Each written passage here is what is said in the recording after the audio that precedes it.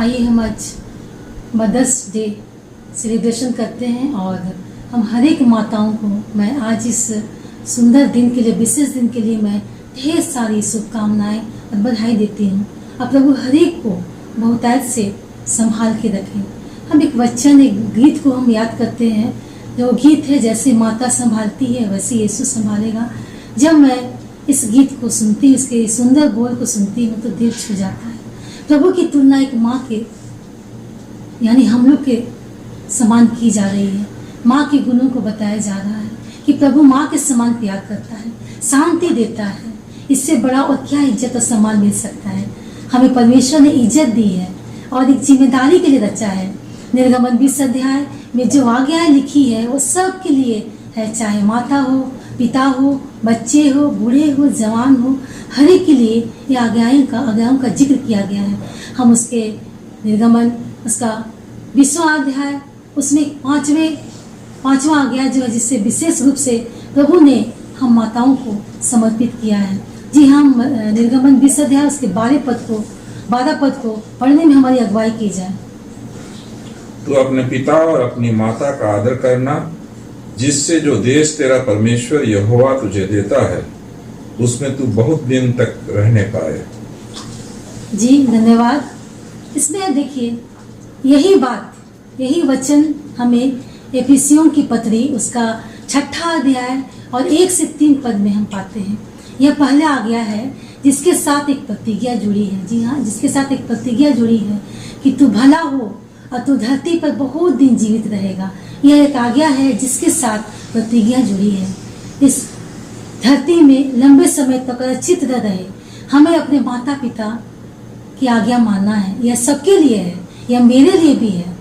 और आज मैं अपनी माँ को भी इस वीडियो के माध्यम से मैं बहुत मदर्स डे की शुभकामनाएं देती हूँ और चाहती हूँ कि मेरी माँ हमेशा इसी प्रकार मेरे साथ साथ रहे और दीर्घायु रहे, क्योंकि वही माँ है जिसके कारण मैं आज जो कुछ भी हूँ, मैं इस जगह हूँ और परमेश्वर की एक दासी के रूप में मैं अपनी सेवा को दे रही हूँ। तो माँ को मैं बहुत धन्यवाद देती हूँ और उसके जीवन के लिए मैं प्रभु से प्रार्थना करना चाहती कि माँ को हमेशा प्रभु संभाल के रखे, हमेशा उनका जीवन हमारे लिए अनमोल होने पाए।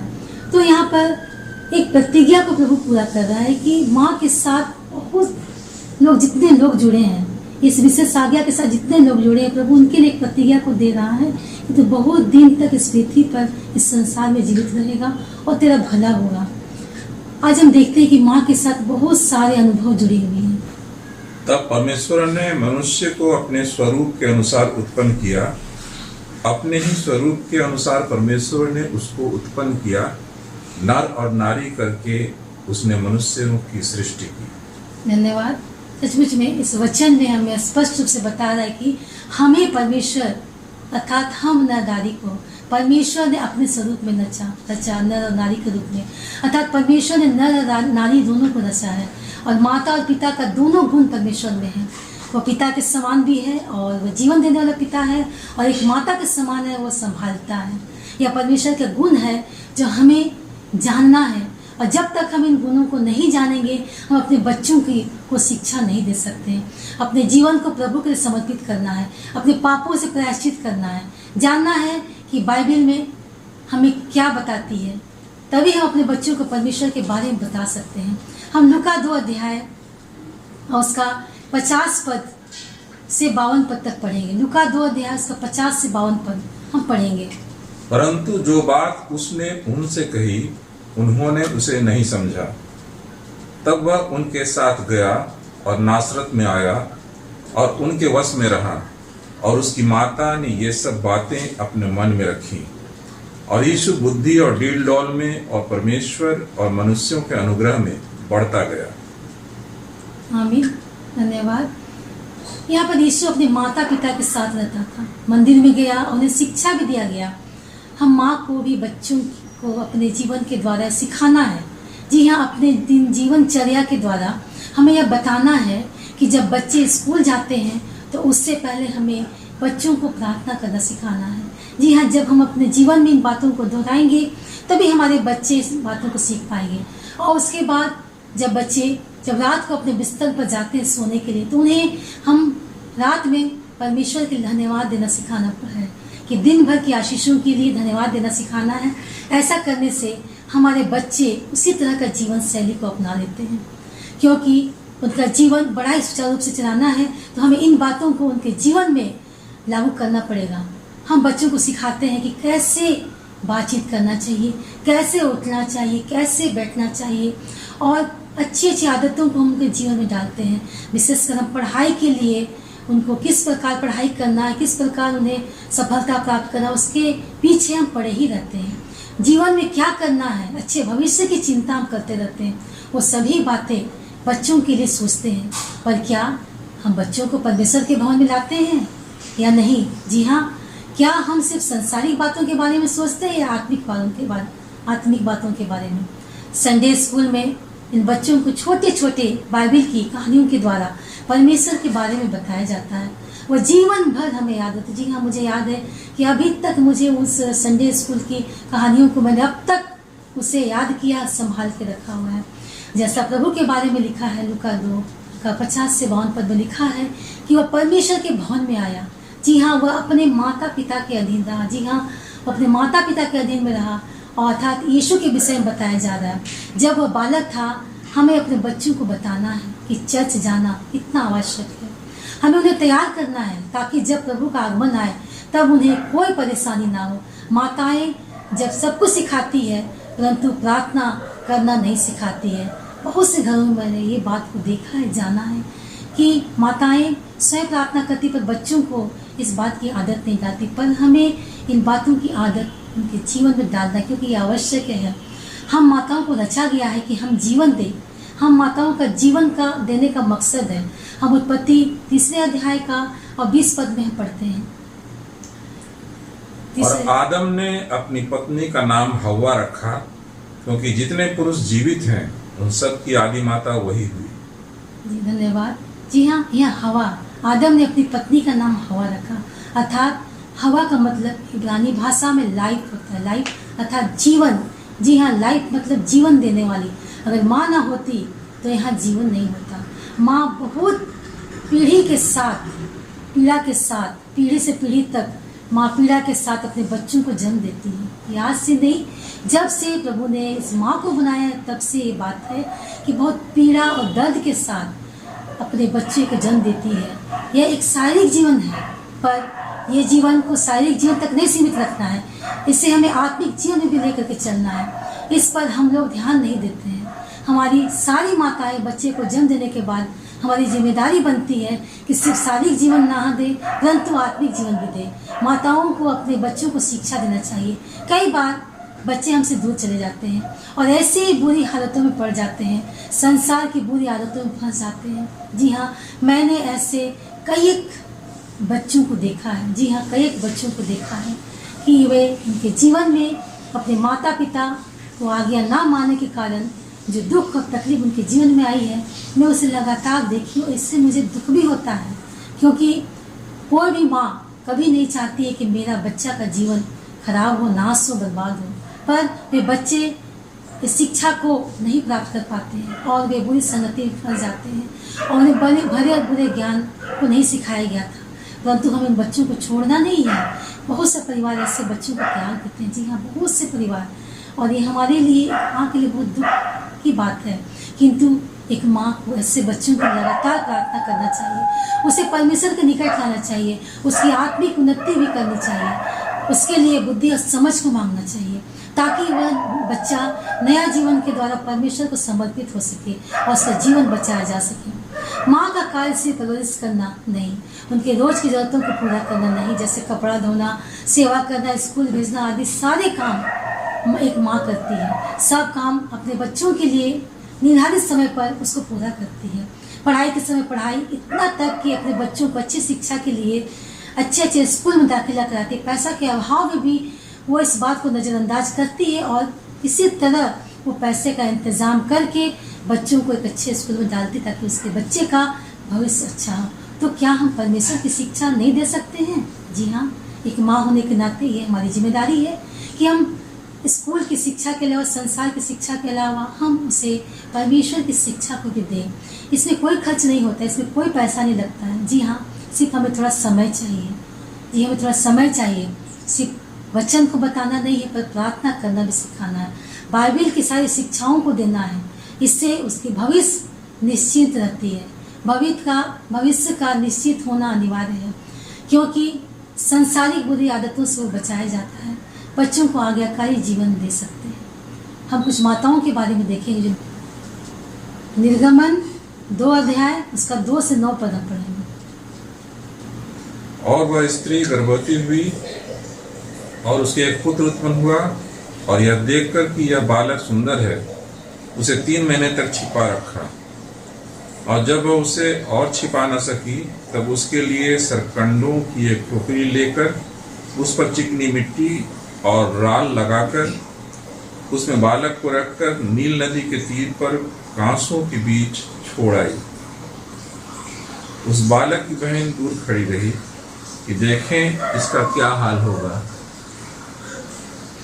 तब फिरौन की बेटी नहाने के लिए नदी के तीर पर आई। उसकी सखियां नदी के तीर तीर टहलने लगी। तब उसने कांसों के बीच टोकरी को देखकर अपनी दासी को उसे ले आने के लिए भेजा। तब उसने उसे खोल कर देखा कि एक रोता हुआ बालक है। तब उसे तरस आया और उसने कहा, यह तो किसी इब्री का बालक होगा।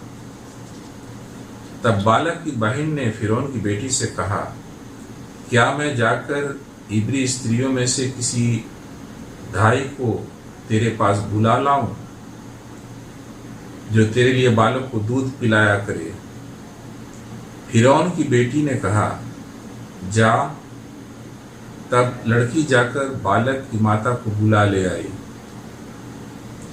फिरौन की बेटी ने उससे कहा कि तू इस बालक को ले जाकर मेरे लिए दूध पिलाया कर, और मैं तुझे मजदूरी दूंगी।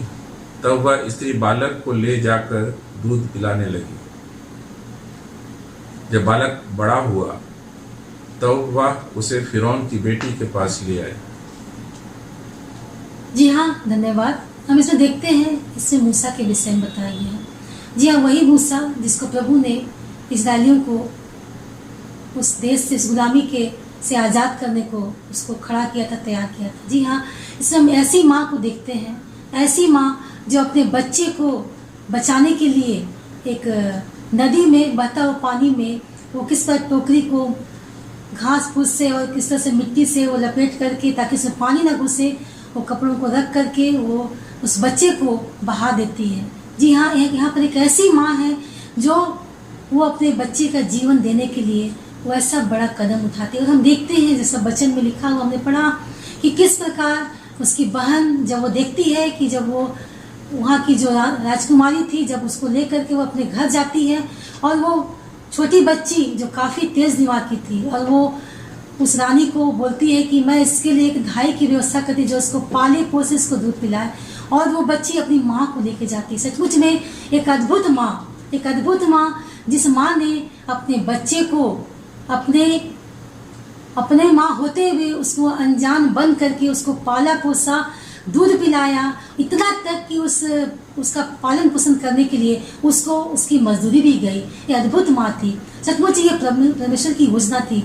अगर शायद आज मूसा का जन्म नहीं होता, अगर मूसा नहीं बचाया जाता, तो आज जो इतिहास को हम पढ़ते हैं, इस्राएलियों का इतिहास, उस इतिहास के विषय में हम नहीं जान पाते, और इतिहास शायद बनता ही नहीं।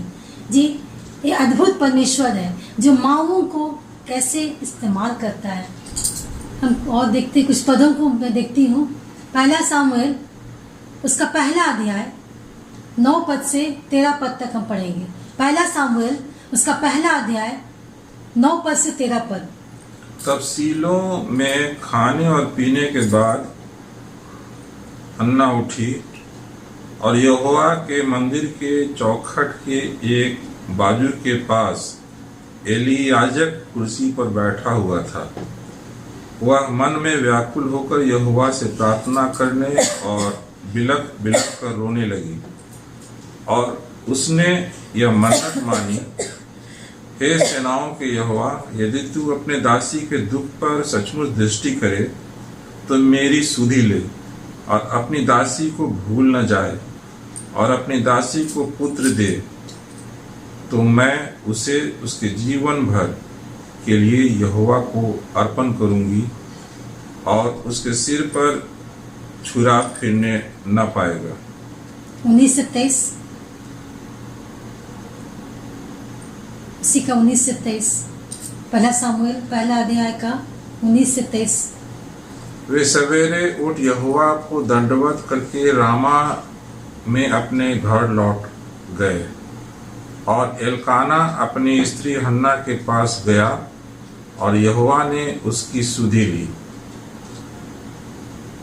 तब हन्ना गर्भवती हुई और समय पर उसके एक पुत्र हुआ और उसका नाम सामुएल रखा, क्योंकि वह कहने लगी, मैंने यहोवा से मांगकर इसे पाया है।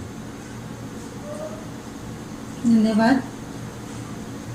हम देखते हैं कि एक माँ के विषय में, हम इस हन्ना के बारे में जानते हैं कि उसके पास काफ़ी लंबे समय से इसके पास बच्चे का आशीष नहीं था और वो बहुत परेशान रहती थी और परमेश्वर के भवन में जाके उन्होंने बच्चे के आशीष को प्राप्त किया और उन्होंने परमेश्वर से एक वाचा बांधा। जी हाँ, वाचा बांधा कि जब तक बच्चा दूध पिएगा तब तक मैं अपने साथ रखूंगी और दूध छोड़ने के बाद मैं उसे तेरे भवन में लेकर के आऊंगी। और परमेश्वर ने उस पर अनुग्रह किया और उसने एक बच्चे को जन्म दिया। और हम पाते हैं कि वो माँ अपने उस वादा को, उस वाचा को निभाने के लिए उन्होंने उस बच्चे को मंदिर में समर्पित किया, उस भवन में ले गया और उन्होंने प्रभु के निकट उस बच्चे का रखा। तो ये है एक हन्ना माँ, जो हम माँ को भी चाहिए कि हम परमेश्वर से जो वाचा बांधते हैं उस वाचा को पूरी तरह से हमें ध्यान देना चाहिए, उसको निभाना चाहिए। हम उसी प्रकार 2 तीमुथी उसका पहले पद को हम पहले अध्याय का 5 और 6 पद को पढ़ते हैं। 2 तीमुथी 1 अध्याय उसका 5 और 6 पद को हम पाते हैं।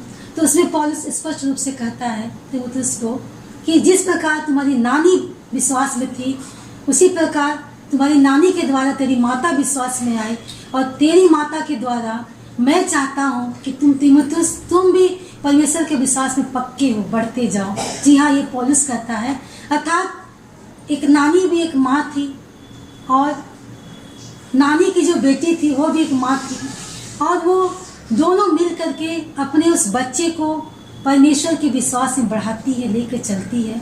तो पौलुस उसको कहता है तीमुथियुस को कि भला होता कि तू भी अपनी नानी के समान और माँ के समान, माता के समान तुम भी विश्वास में बढ़ते जाओ। सचमुच में प्रभु ने हम माँ को बहुत अच्छे ढंग से और अपने समान बनाया, अपनी समानता में बनाया।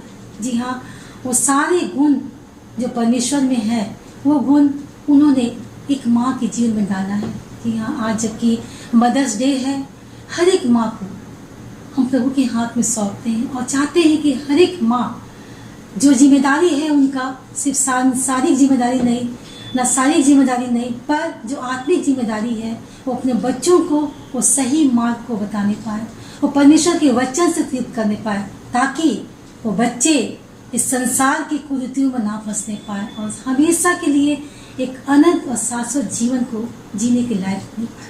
धन्यवाद करते हैं फिर से हम सारी माँ को, माताओं को आज के इस मदर डे के दिवस के अवसर पर मैं बहुत बहुत शुभकामनाएं देती हूँ। आइए हम 2 मिनट आंखें बंद के माँ के लिए प्रार्थना करें।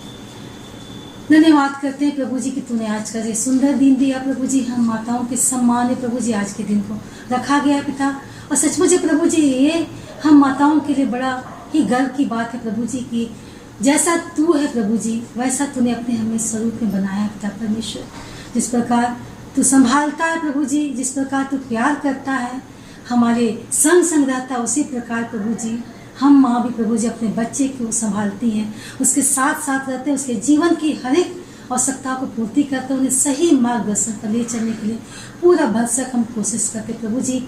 तू हमें आज के दिन विशेष सामर्थ दे पिता परमेश्वर की अपने बच्चों का सही मार्गदर्शन हम तेरे वचन के अनुसार करने पाए, ताकि प्रभु जी जब तेरा आगमन हो तो प्रभु जी हमारे बच्चे उस आगमन के समय अपने आप को प्रभु जी तेरे निकट रखने के लिए तैयार रहने पाए। धन्यवाद करते प्रभु जी, पूरे भारतवर्ष की माँ को हम तेरे हाथ में सौंपते हैं। हर एक माँ को प्रभु जी उस सम्मान से तूने जो अभिषेक किया प्रभु जी, उस अभिषेक को प्रभु जी व्यर्थ न जाने दे। पर हर एक माँ तेरे अपने बच्चों को लेकर के प्रभु जी एक अच्छी शिक्षा के साथ एक अच्छा इंसान, एक अच्छा भविष्य की ओर बढ़ाने पाए। धन्यवाद करते प्रभु, तूने प्रार्थना को सुना है। हमारी प्रार्थना को प्रभु यीशु के पवित्र मीठे नाम से मांगते हैं, आमीन।